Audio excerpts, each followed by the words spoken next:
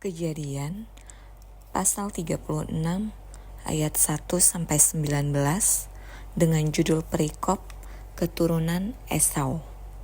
Inilah keturunan Esau, yaitu Edom. Esau mengambil perempuan-perempuan Kanaan menjadi istrinya, yakni Ada, anak Elon orang Het, dan Oholibama, anak Ana, anak Zibeon orang Hewi, dan Basmat, anak Ismael, adik Nebayot. Ada melahirkan Elifas bagi Esau, dan Basmat melahirkan Rehuel, dan Oholibama melahirkan Yeus, Yaelam, dan Korah. Itulah anak-anak Esau yang lahir baginya di tanah Kanaan. Esau membawa istri-istrinya, anak-anaknya lelaki dan perempuan, dan semua orang yang ada di rumahnya, ternaknya, segala hewannya, dan segala harta bendanya yang telah diperolehnya di tanah Kanaan. Lalu pergilah ia ke negeri lain, dan ia meninggalkan Yakub, adiknya itu. Sebab harta milik mereka terlalu banyak, sehingga mereka tidak dapat tinggal bersama-sama. Dan negeri penumpangan mereka tidak dapat memuat mereka karena banyaknya ternak mereka itu. Maka menetaplah Esau di pegunungan Seir. Esau itulah Edom. Inilah keturunan Esau, bapa orang Edom, di pegunungan Seir. Nama anak-anaknya ialah Elifas, anak Ada istri Esau, Rehuel, anak Basmat istri Esau. Anak-anak Elifas ialah Teman, Omar, Zefo, Gaitam, dan Kenas. Timna adalah gundik Elifas anak Esau. Ia melahirkan Amalek bagi Elifas. Itulah cucu-cucu Ada istri Esau. Inilah anak-anak Rehuel, Nahat, Zerah, Syama, dan Miza. Itulah cucu-cucu Basmat istri Esau. Inilah anak-anak Oholibama istri Esau itu. Anak Ana, anak Zibeon, ia melahirkan bagi Esau, Yeus, Yaelam, dan Korah. Inilah kepala-kepala kaum Bani Esau. Keturunan Elifas, anak sulung Esau, ialah kepala kaum Teman, kepala kaum Omar, kepala kaum Zefo, kepala kaum Kenas, kepala kaum Korah, kepala kaum Gaitam, dan kepala kaum Amalek.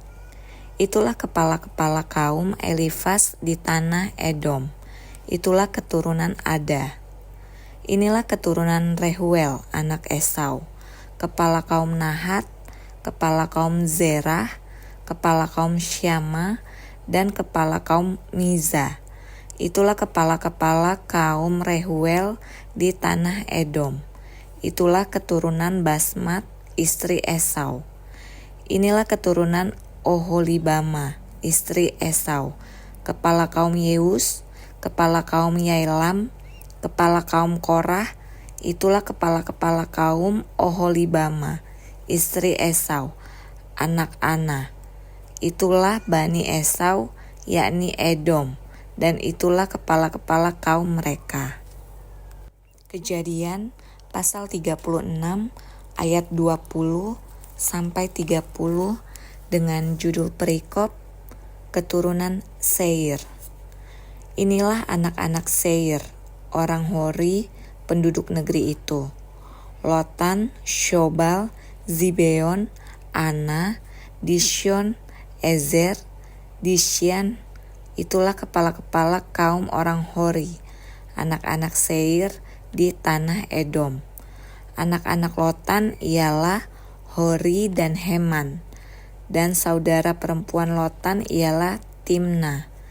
Inilah anak-anak Shobal, Alwan, Manahat, Ebal, Shefo, dan Onam. Inilah anak-anak Zibeon, Aya dan Ana. Ana inilah yang menemui mata-mata air panas di padang gurun ketika ia sedang menggembalakan keledai Zibeon ayahnya itu. Inilah anak-anak Ana, Dishon dan Oholibama, anak perempuan Ana. Inilah anak-anak Dishon, Hemdan, Esiban, Yitran, dan Keran. Inilah anak-anak Ezer, Bilhan, Zaawan, dan Akan. Inilah anak-anak Disyan, Us, dan Aran. Itulah kepala-kepala kaum orang Hori, kepala kaum Lotan, kepala kaum Syobal, kepala kaum Zibeon, kepala kaum Ana, kepala kaum Dishon, kepala kaum Ezer, dan kepala kaum Disyan. Itulah kepala-kepala kaum orang Hori, kaum demi kaum di tanah Seir. Kejadian pasal 36 ayat 31 sampai 43 dengan judul Raja-Raja Edom. Inilah raja-raja yang memerintah di tanah Edom, sebelum ada seorang raja memerintah atas orang Israel. Di Edom yang memerintah ialah Bela bin Beor dan kotanya bernama Dinhaba. Setelah Bela mati, Yobab bin Zerah dari Bozra menjadi raja menggantikan dia. Setelah Yobab mati, Husyam dari negeri orang Teman menjadi raja menggantikan dia. Setelah Husyam mati, Hadad bin Bedad menjadi raja menggantikan dia. Dialah yang memukul kalah orang Midian di daerah Moab, dan kotanya bernama Awit. Setelah Hadad mati, Samla dari Masreka menjadi raja menggantikan dia. Setelah Samla mati, Saul dari Rehobot yang di pinggir sungai menjadi raja menggantikan dia. Setelah Saul mati, Baal-Hanan bin Akbor menjadi raja menggantikan dia. Setelah Baal-Hanan bin Akbor mati, Hadar menjadi raja menggantikan dia. Kotanya bernama Pahu, dan istrinya bernama Mehetabeel binti Matred binti Mezahab. Inilah nama kepala-kepala kaum Esau menurut kaum dan tempat mereka, dengan nama mereka masing-masing.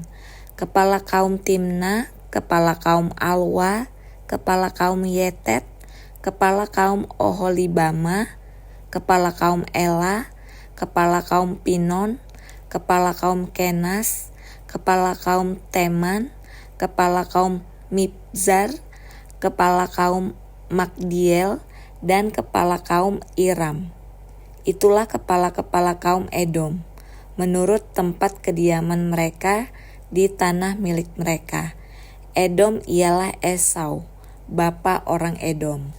Kejadian pasal 37 ayat 1 sampai 11 dengan judul perikop Yusuf dan saudara-saudaranya. Adapun Yakub, ia diam di negeri penumpangan ayahnya, yakni di tanah Kanaan. Inilah riwayat keturunan Yakub. Yusuf tatkala berumur 17 tahun, jadi masih muda, biasa menggembalakan kambing domba bersama-sama dengan saudara-saudaranya, anak-anak Bilha dan Zilpa, kedua istri ayahnya. Dan Yusuf menyampaikan kepada ayahnya kabar tentang kejahatan saudara-saudaranya.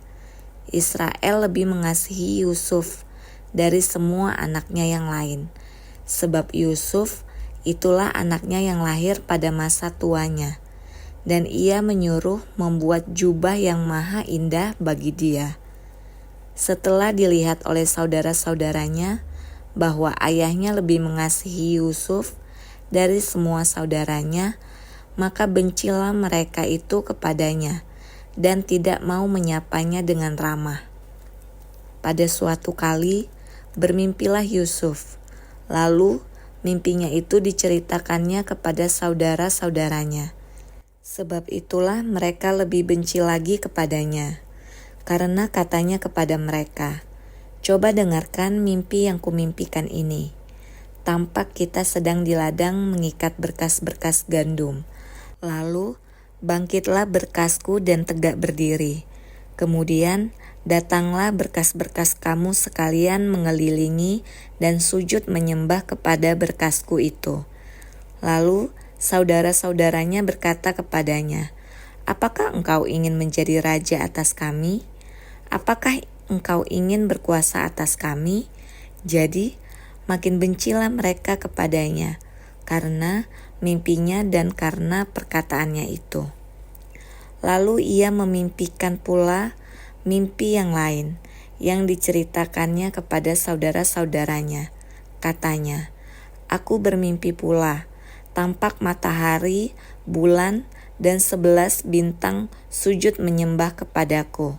Setelah hal ini diceritakannya kepada ayah dan saudara-saudaranya, maka ia ditegur oleh ayahnya. "Mimpi apa mimpimu itu? Masakan aku dan ibumu serta saudara-saudaramu sujud menyembah kepadamu sampai ke tanah?" Maka iri hatilah saudara-saudaranya kepadanya. Tetapi ayahnya menyimpan hal itu dalam hatinya. Kejadian pasal 37 ayat 12 sampai 36 dengan judul perikop Yusuf dijual ke tanah Mesir.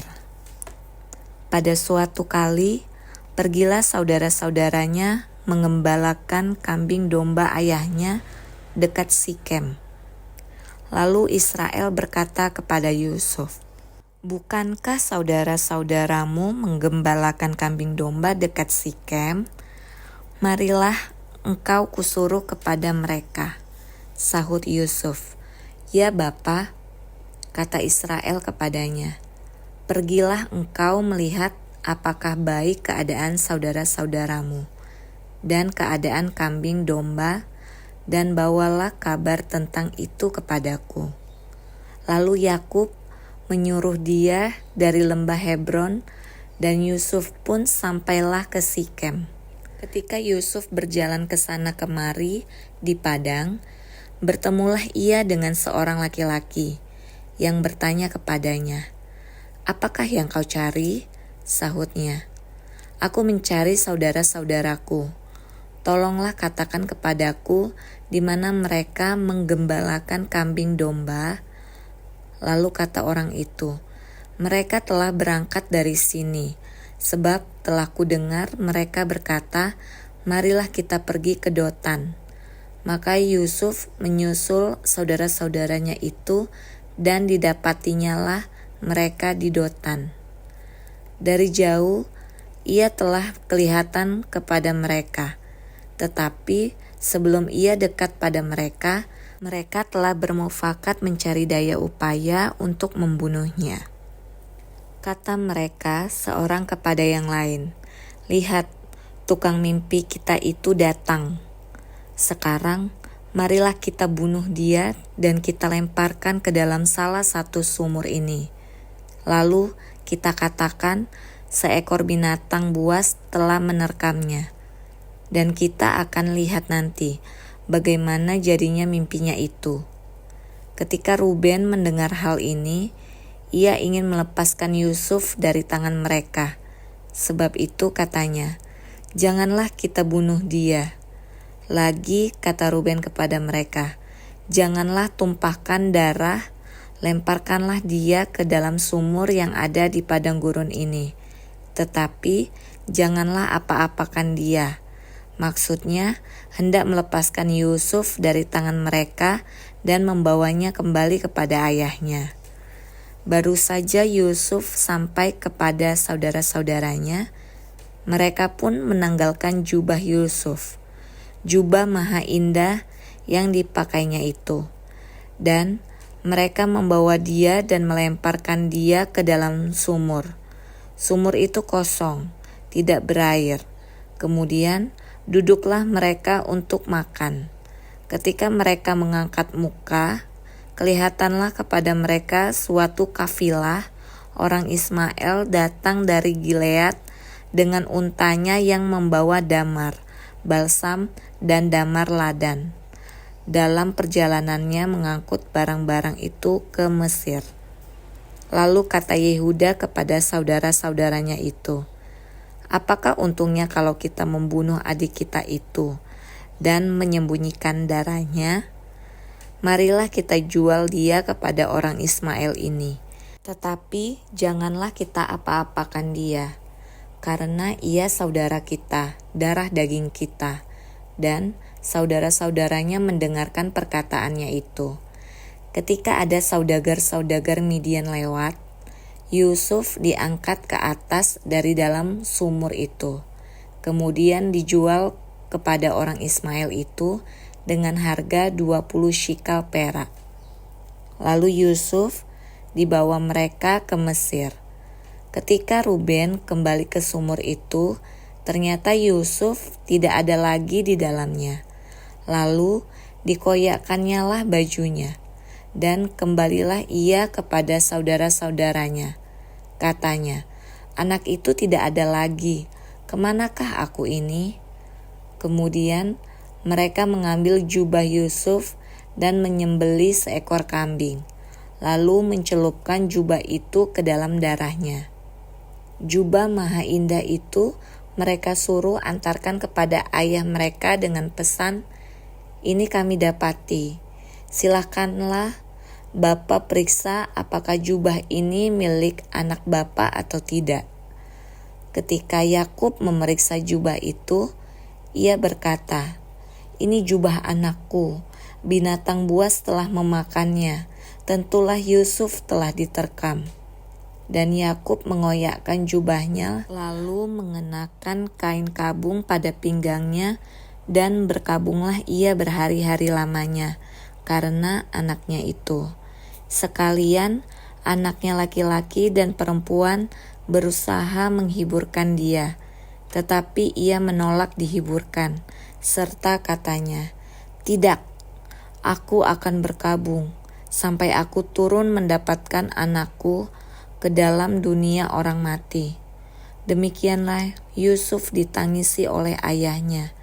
Adapun Yusuf, ia dijual oleh orang Midian itu ke Mesir, kepada Potifar, seorang pegawai istana Firaun, kepala pengawal raja.